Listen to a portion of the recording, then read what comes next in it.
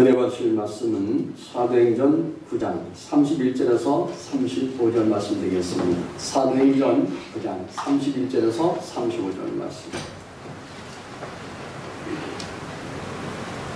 우리 함께 합독하시겠습니다. 그리하여 온 유대와 갈릴리와 사마리아 교회가 평안하여 든든히 서가고 주를 경외함과 성령의 위로로 지면하여 수가 더 많아지니라. 그때 베드로가 사방으로 두루 다니다가 루다에 사는 성도들에게도 내려갔더니 거기서 애니라라는 사람을 만나며 그는 중풍병으로 침상 위에 누운 지 8해라. 베드로가 이르되 애니야야, 예수 그리스도께서 너를 낫게 하시니 일어나 네 자리를 정돈하라. 한데 곧 일어나니 루다와 사론에 사는 사람들이 다 그를 보고 축제로 돌아옵니다. 아멘. 오늘 저는 본문의 말씀을 가지고 우리의 후원자라는 제목으로 함께 말씀의 은혜를 나누고자 합니다. 우리에게는 후원자가 있습니다. 단단한 후원자가 있습니다. 별 볼일 없는 후원자가 아니고 바로 믿을 만한 후원자입니다. 무엇이라도 할 수 있는 바로 후원자입니다. 내게 능력 주신 자 안에서 내가 모든 것을 할 수 있는 바로 후원자입니다. 그가 바로 누구냐? 바로 성령님이십니다. 성령님은 우리 가정 지켜주시고 가장 가까운 데서 항상 계시면서 우리를 지금도 돕고 계십니다. 힘을 주시고요, 용기를 주시고 우리를 격려하시면서 때로는 우리 원한을 풀어주시기도 하시며, 그리고 말할 수 없는 탄식으로 간구해 주시기도 하신 분이 바로 성령이십니다. 이렇게 좋으신 성령님이 우리 후원자가 되어주셨습니다. 누군 자 후원자가 됩니까? 첫 번째는요, 연약한 자입니다. 로마서 8장 26절 말씀면 이렇게 말하고 있습니다. 이와 같이 성령도 우리 연약함을 도우시나니. 우리 연약함을 도우신 분은 대통령도 아니고 장관들도 아니고 목사들도 아니에요. 바로 누구냐? 성령이십니다. 하나님이십니다. 성령님은 약자의 편이 되셔서 후원해 주십니다. 예수님도요, 이 땅에 오실 때 죄인 되고 약하고 천하며 병들고 쇠된 자를 찾아오셔서 병을 고쳐주시고 죄를 용서해 주시고 쇠된 자를 용기와 힘을 주신 분이 바로 우리 예수님이십니다. 성령은요, 거룩한 하나님의 영이십니다. 성령은 바람처럼 혹은 공기처럼 손으로 만질 수도 없고 그리고 눈으로 볼 수도 없는 그런 영의 하나님이십니다. 중요한 것은 그 성령을 내가 모시고 사는가 아니면 성령과 관계없이는 지식이 없고 바로 이성적인 삶을 우리가 살고 있는 점입니다. 우리 가운데도 마음이 약해서 힘겨워하는 분들이 참 많이 있습니다. 강한 것 같은데 늘 약합니다. 실패의 아픔을 이기지 못해서 힘겨워하는 분들이 있습니다. 감당하기 어려운 바로 그런 현실 앞에서 주저하는 분들도 있습니다. 다가올 앞날에 어느 때는 불안 때문에 염려하는 분도 있습니다. 우울증과 믿음의 깊은 상처 때문에 고통을 겪는 분들도 있습니다. 그럴 때는 기도하시기 바랍니다. 주님 앞에 나와 모든 것을 아뢰시기 바랍니다. 하나님께 여러분의 마음의 연약함을 다 드러내어 놓으시기 바랍니다. 그냥 갖고 있으면 안 됩니다. 하나님 앞에 하소연을 해야 돼요. 주님께서 여러분의 연약한 마음을 어루만져 주시고요, 새 힘을 주시길 원하십니다. 일어나 걸으라. 내가 너에게 새 힘을 주리. 우리 하나님은요, 우리를 깎아내리고 늘 우리에게 어려움을 주고 고통을 주고 항상 그런 아주 안 좋은 그런 하나님이 아니라 우리에게 힘내라 내가 너와 함께한다고 늘 말씀하시고 있습니다. 항상 하나님께서 우리를 측은히 여기시는 것입니다. 그리고 하나님께서는요, 하나님의 백성들의 이런 연약함을 보고만 계시지 않는다는 겁니다. 연약함 가운데서 하나님의 백성을 모든 삶을 살아갈 수 있도록 우리에게 용기 주시기 위해서 성령님을 이 땅에 보내주셨다는 것입니다. 요한복음 1장 14절 말씀. 우리 함께 합독하시겠습니다. 말씀이 육신이 되어 우리 가운데 거하시매 우리가 그의 영광을 보니 아버지의 독생자의 영광이요 은혜와 진리가 충만하더라. 성령께서 믿는 사람 각 사람 속에 내주하시고요 우리 각 사람의 연약함을 지금도 도와주십니다. 때로는 내가 지치고 힘들 때 우리 성령님은 나에게 힘내라고 나에게 자꾸만 이렇게 세워주십니다. 우리 연약함을 극복할 수 있는 비결은 뭐냐? 간단합니다. 하나님께서 보내주시는 성령, 바로 보혜사 하신 성령의 도우심을 우리가 힘입고 살아가는 것입니다. 로마서 6장 19절 말씀 우리 함께 합독하시겠습니다. 너희 육신의 연약함으로 내가 사람의 의대로 말하노니 전에 너희가 너희 지체를 부정과 불법에 내주어 불법에 이룬 것 같이 이제는 너희 지체를 의에게 종으로 내주어 거룩함에 이르라. 할렐루야. 육신이 연약하다는 것은 이것이 바로 인간의 본질입니다. 강한 사람 없습니다. 늘 건강하게 산다는 사람도요 약합니다. 병들면 약해지는 거예요. 연약하다는 것은 병들기 쉬운 나약한 몸을 말하는 것이 아닙니다. 인간의 연약함은 스스로 자기 자신을 의에게 드릴 수 없는 것에 대한 연약한 것입니다. 다시 말해서 인간은 스스로 구원을 향해 갈 수 없습니다. 구원의 보탬이 되는 일을 할 수 없는 존재라는 겁니다. 여러분 내가 스스로가 하는 이렇게 모든 것을 스스로가 하나 없이 할 수 있을 것 같은데 아닙니다. 우리는 스스로 할 수 없는 존재라는 겁니다. 연약한 우리를 바라보시는 하나님의 마음을 헤아릴 수 있어야 될 줄로 믿습니다. 하나님은요 연약한 인간이 강해지기를 바라신 것이 아니라 자신의 연약함을 아는 가운데서 죄를 고백하기를 원하는 겁니다. 하나님 나는요 강화 같은데 약한 존재입니다. 나는 부족한 사람입니다. 하나님 나를 강하게 만들어 주옵소서. 나를 하나님께서 사명의 음침한 골짜기로 인도하지 마시고 항상 풍족한 삶을 살아갈 수 있도록 내 영혼이 날마다 기쁨으로 살아갈 수 있도록 인도해달라고 우리는 기도해야 될 줄로 믿습니다. 죄 짓지 않는 인간이 아니라 죄가 무엇인가를 아는 인간이 되기를 원하는 겁니다. 여러분 우리는요 스스로 죄가 뭔지도 모르고 살아가요. 그런데 하나님께서 깨닫게 해주시면 내가 죄인이라는 것을 알게 됩니다. 우선 성령께서 내 안에 계심을 믿어야 합니다. 그리고 그분의 도우심을 구해야 합니다. 우리가 애매하게 당하는 그런 고난이나 이해할 수 없는 고통으로 인하여 눈물을 흘리고 있을 때에 그래서 성령께서는 우리 아버지에게 맞은 아들을 위하는 어머니처럼 눈물을 닦아주시고 늘 일해 주십니다. 인생이 강력처럼 삭막하고요 힘들 때 아무도 나를 돌봐주지 않다고 생각되는 고독한 순간에도 내 영혼을 안아주시는 바로 위로의 보혜사 성령의 손길을 우리는 잊지 말아야 합니다. 성령과 동행하는 삶이 그렇습니다. 성령과 함께하는 모든 삶을 우리 살아갈 때 인간의 절망과 고통과 아픔을 능히 극복할 수 있는 것입니다. 성령의 그 인도하시는 그 모든 삶을 통하여 질병과 이용과 모든 유혹 속에서 승리할 수 있는 것입니다. 성령으로 충만된 영성 있는 삶을 살아갈 때 평강과 기쁨과 감사가 넘쳐나게 될 줄로 믿습니다. 우리의 후원자는 또 어떤 후원자를 말해주느냐? 두 번째는요 바로 우리 성도님들입니다.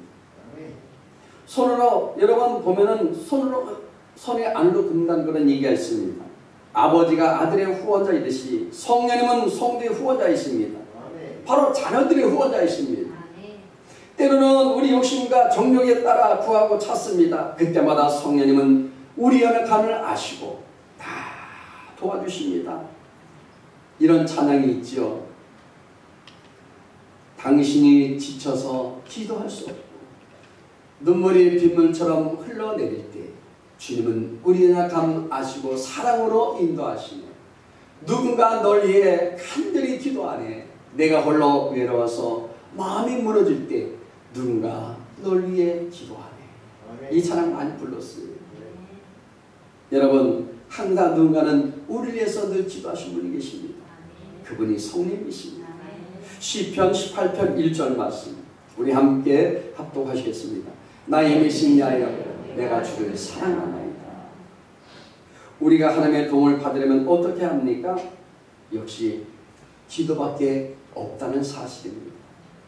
하나님은 우리에게 말씀하십니다. 너희는 내게 와 구하라는 겁니다. 두드리라는 겁니다. 그리고 찾으라는 겁니다. 그럼 내가 너에게 문을 열어주고 찾게 하고 열어줄 것이라는, 바로 도와줄 것이라는 것입니다. 여러분 두드리십시오. 그리고 찾으십시오. 그리고 구하시기 바랍니다. 기도하는 하나님 앞에 하나님의 도움을 구하는 가장 능력 있는 우리의 수단임을 믿는 저와 여러분 되시길 바랍니다. 우리는 우리 인간의 연약한 모든 삶을 살고 있지만 그러나 하나님은 전능하십니다. 그럼 우리가 어떻게 저 문제를 해결할 수 있을까? 바로 전능하신 하나님께 기도하면 하나님께서 해결해 주신다는 겁니다. 그래서 기도는 무엇입니까? 전능하신 하나님께 나가서 우리 소원을 아뢰는 것이 바로 기도라는 것입니다. 오늘도 하나님은 저와 여러분의 모든 마음의 상처를 치료하시고 악한 습관에서 자유하게 하시고 해방시켜 주신 분이심을 믿으시기 바랍니다. 여러분의 사업의 문제들, 여러분의 가정의 문제들, 여러분의 자녀의 모든 문제들 가지고 다 나오라는 거예요. 나오시기 바랍니다.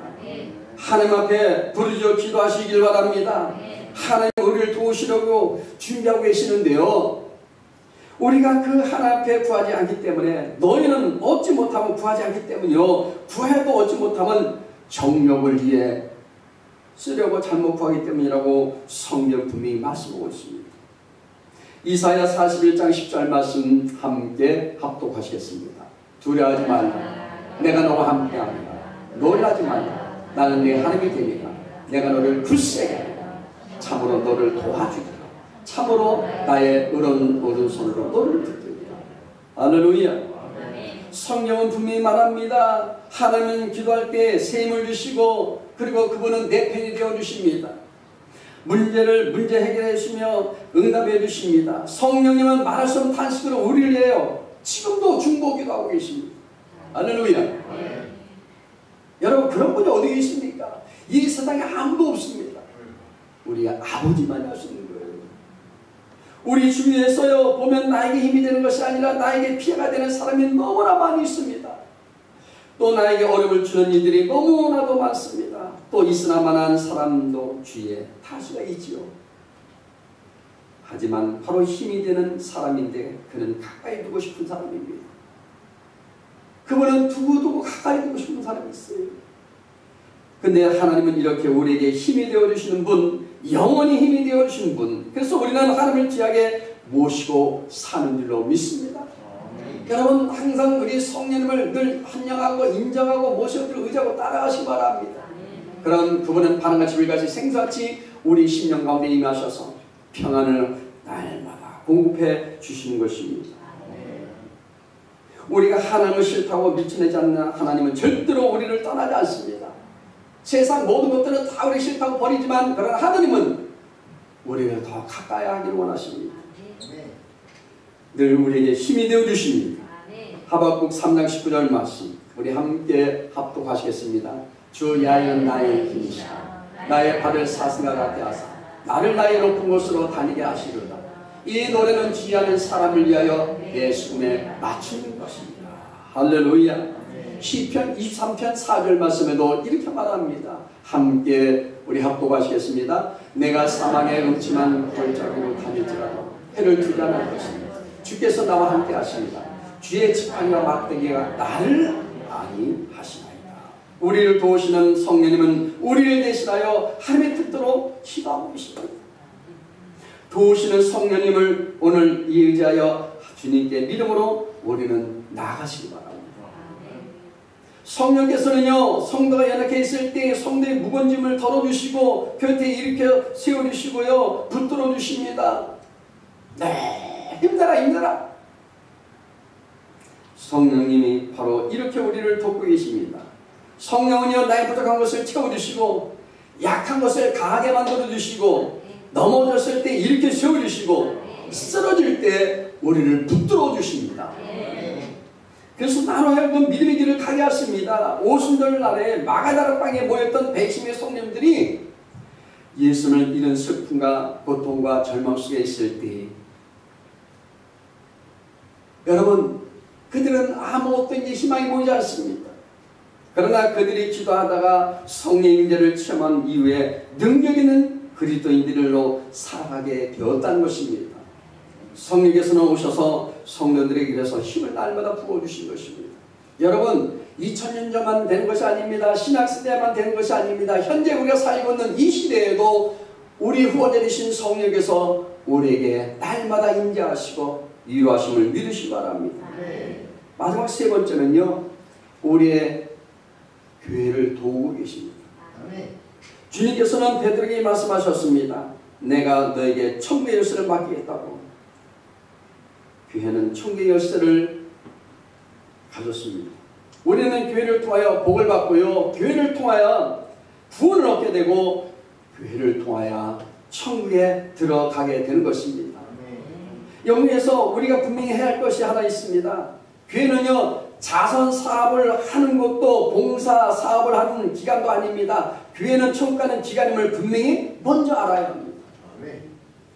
나머지 모든 일들은 불속으로 마땅히 해야 하는 일들이 지나지 않습니다. 천국을 소유한 자로서 이 세상 사는 동안 끊임없이 베풀고, 그리고 하나님의 사랑을 우리는 날마다 그 사랑한 마음으로 이웃을 사랑할 뿐입니다. 먼저 우리는, 그리고 교회는 제3의 권세를 주님으로부터 위임받은 바로 그런 교회라는 것입니다.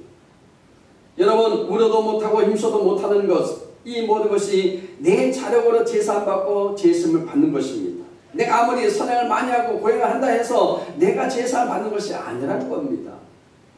오직 예수 그리스도만이 제사함을 받는 것입니다. 예수 안에서만이 구원이 있습니다. 예수님만이 진정 우리에게 죄 용서의 권한을 예수만이 갖고 계신 것입니다. 그리고 주님께서는 그 권세를 교회에 임하셨습니다. 로마서 10장 14절에서 15절 말씀 함께 합독하시겠습니다.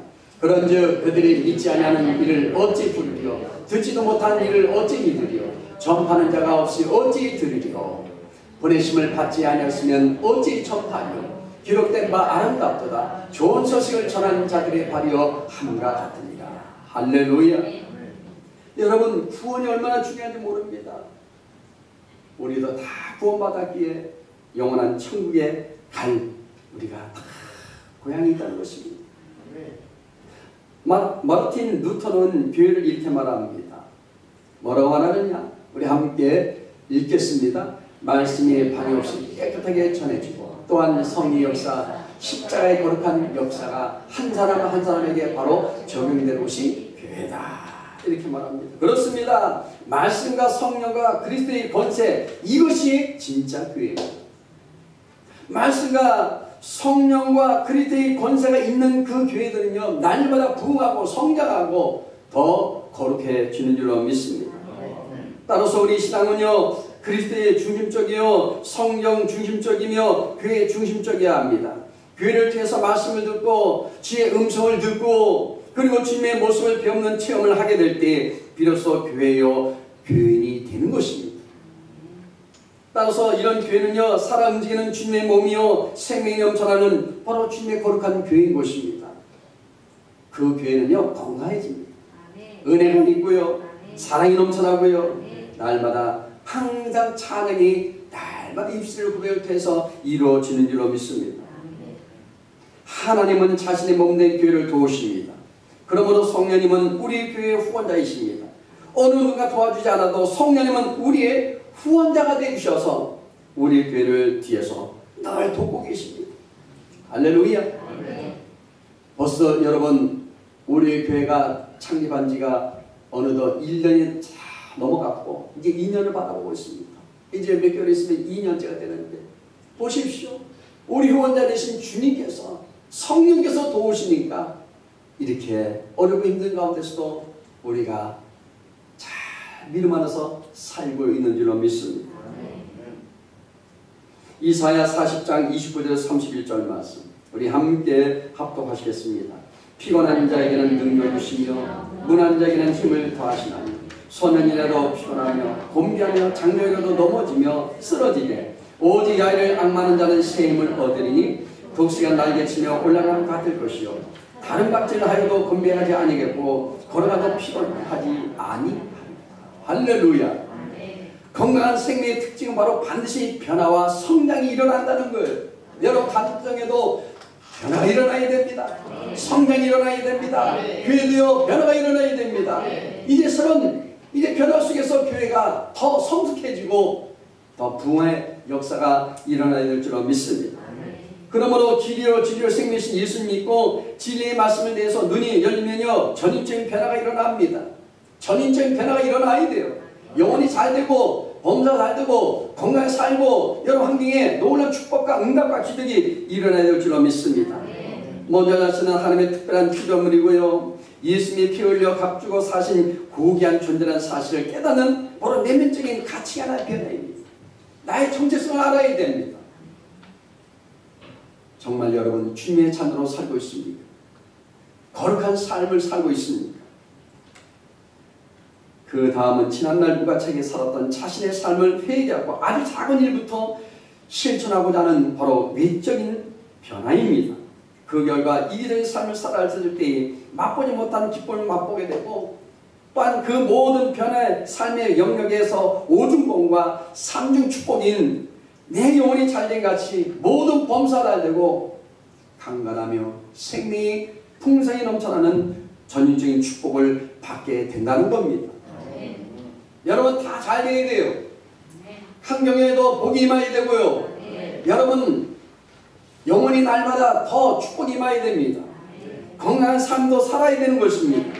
초대교회 성령들은요 모두 빛이 난 삶을 살던 사람이었음에도 성령 충만을 받아서 교회는 부흥되고 성도는 서로 교제하며 그리고 가정은 화목해져서 주변 사람들부터 칭찬을 받았다는 겁니다. 여러분 칭찬받는 가정 되시고 여러분 하나님 앞에 인정받는 사람들이 다 될 수 있기를 바랍니다.